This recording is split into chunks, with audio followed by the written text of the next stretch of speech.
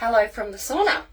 So I know we'd all probably like to think that we're perfect and that we're always doing things with the best intentions from a purest heart, but quite often most of us will have toxic traits that we're completely unaware of until we actually take the time to really sit with them and look at them and have a holistic look at your life, what's going on in your life, how things are panning out in your life, the reoccurring themes that are occurring in your life, until you can actually realize that maybe, just maybe, there are things that you are doing in your life that aren't actually self-serving. Maybe they are holding you back without you even realizing.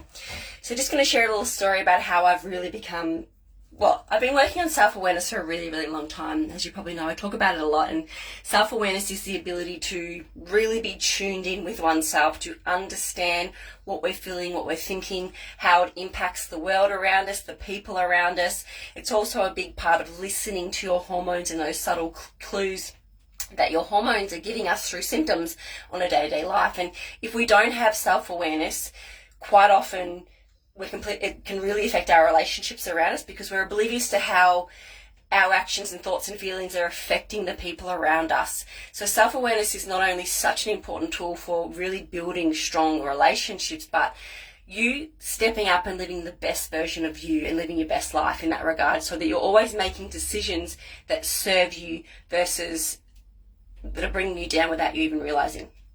So sharing a quick little story in regards to what I've learned about myself through this whole half marathon training process. So as you all know, probably I trained for a half marathon over the last 3 months. I did it. It was bloody hard. Hated it at the time. You probably saw my live after. I was like, never again. That was brutal. Never doing it again. But within a few days, my toxic trait really started to kick in. And what that was is this self-competition. And it's very much linked with an underlying belief system that I have that I am a failure. And it's become very, very clear to me. It's been a theme through my whole life, I can see very clearly, but I could see it's really been shown to me today. And I've really chose to do some work around this in this last week, and I'll show you what's happened as a result. So I said I would never ever do it again. The beautiful women that I run with said, oh, come on, maybe let's do it again. I've started feeling down on myself about my half marathon run time.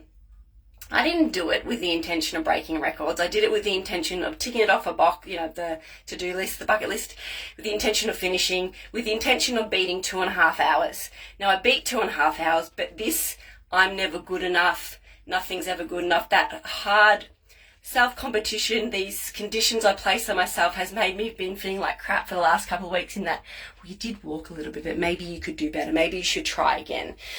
And the reality is, it's not my highest excitement. The only reason I'm trying to push myself to do it again is because I feel like a failure, because even though I wanted to beat 2.5 hours and I did, I still feel like I could have done better. So you can see there's this constant thriving. Nothing's ever good enough.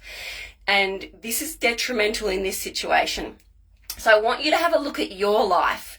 Look at the current recurring themes. And some examples of that might be like, you keep having mini car accidents. They're not bad, but you keep like scraping the car or hitting the curb or whatever. You keep saying you're going to lose weight, but then you never follow through. Whatever they are, the recurring themes, the things that are constantly getting you down. And you really need to start exploring those. You also want to look at the recurring themes in regards to relationships, the type of people that you keep calling into your life, the types of arguments you keep having with your partner. There's this saying that sort of says, we talk about, what's the common denominator? And it's very, very easy for humans to want to pass the blame, to want to go, oh, well, this person keeps doing this, or that person keeps cutting me off in the car, it's not my fault, I'm not doing all these things. But at the end of the day, you are the common denominator. And even if you keep attracting people in your life who are narcissistic people, you still want to take responsibility for the fact that you keep calling them into your life, of course, unconsciously. Now, this is a conscious decision, but our unconscious patterns are dictating everything that is showing up in our world all day, every day, based on our belief system. So you can see I have an underlying belief system that says I'm a failure. I've really struggled with this my whole life. It plays out massively in the fact that I'm nearly 40 and I still don't own a home.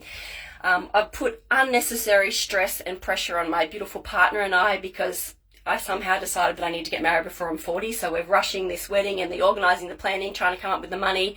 Unnecessary stress because I have this thing in my head, oh my God, I'm not going to be 40 and not married. So you can see how this is a toxic trait of mine, and it's all ruled by that underlying belief system that I believe I'm a failure because of me comparing myself to my sisters, comparing myself to where I think I should be in life.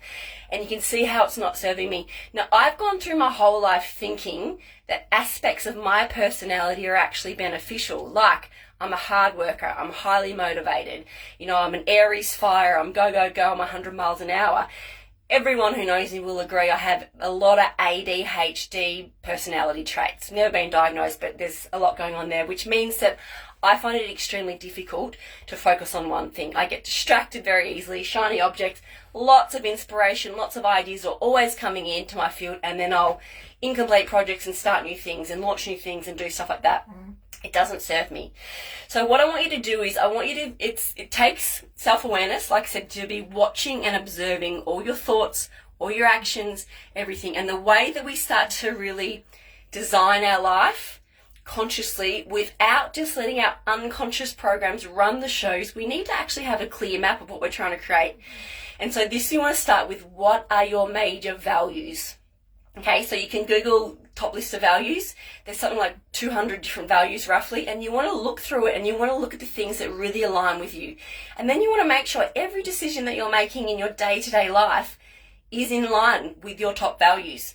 Now, you might find there's a recurring theme. You go, well, I thought health was my highest value, but actually travel is, because I keep doing that instead of that. So you can reassess, obviously, but unless you have a clear connection with what your values are, you're going to be making decisions that are potentially not in alignment with your higher self. The next, as I said, you want to map out your major goals in life.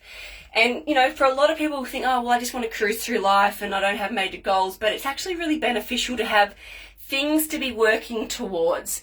So if we use this as my example, my top values and my top priorities, two different things, but I'll talk about my top priorities. My top priorities are my relationship with my fiance and my daughter and my stepchildren. That's my highest priority, okay? My second highest priority in my life at this point is my business and next leveling my business income to a point where a mortgage broker will even consider me to loan me money so I can purchase a home. That is of high value to me right now. Third, health and happiness. So this is the reflection I'm getting. I've been busting my guts to train for this half marathon, considering going and doing it all over again because I don't feel good enough about the first one I did. But it is bloody time consuming. It is excruciating on my body. So in my run this morning, I actually pulled a calf muscle and I'm hobbling around everywhere. I can't walk. My toes are all black. They're probably going to lose multiple toenails. The run this morning was agony on my toes. And there's this part of me going, don't quit. Don't be a failure. Keep going. Keep up with Kate, who I was running with.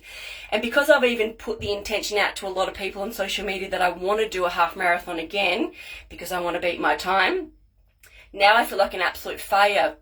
But the reality is, it is not in alignment with my top priority right now. My highest excitement, my relationship, my business, the money, all those things I've just said. Training for a half marathon is so insignificant, and it's an example of my ADHD allowing me to get distracted. It's an example of me playing out my toxic trait because I just want to be competitive with myself. I don't want to be seen as a failure. I want to be seen as someone who's motivated and hardworking and all these things.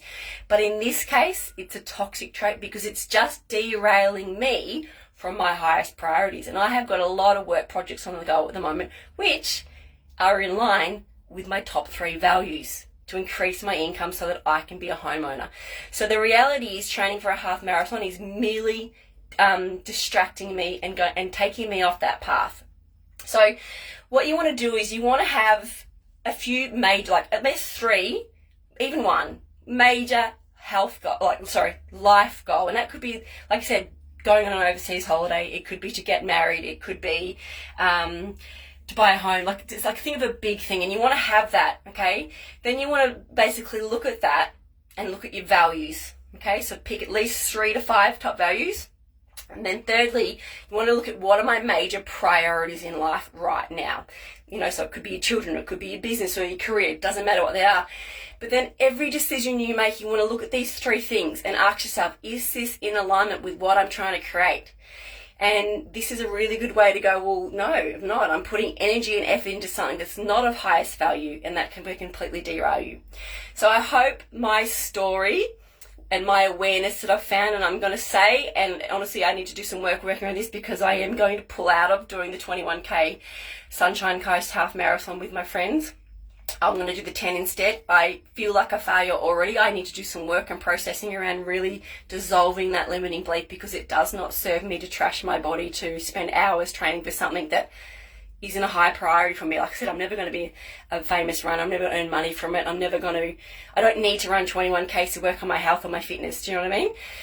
So I already feel like a failure. So I'll be doing some journaling around that. I'll be coming up with an alternative belief that I can align with to raise my vibration, to reframe the story so I'm not feeling like a failure, so I'm not feeling like I'm letting myself down. So I hope that general processing of me helps you to understand what's potentially going on in your world, where you're making decisions out of alignment, where you're not being true to yourself, where you are not living your true authentic self in line with your highest values. Remember, when you are not living in those things, you will manifest a hormone imbalance, because your hormones are the ones that are going to let you know that the way you're living your life is not serving you. So you will get hormonal symptoms. Most common thing it starts with women in reproductive years is PMS. Beautiful information in that PMS window of what's not working, what's frustrating us, what's irritating us, where we're getting shitty at everyone else around us. I teach this entire process in my online courses. About to launch my Foundations of Hormone Balancing Mini-Course, where I teach the entire process around self-awareness, and when we go a lot deeper into it in the 7-step hormone healing system with the emotional evolution process. Mwah! Love you all.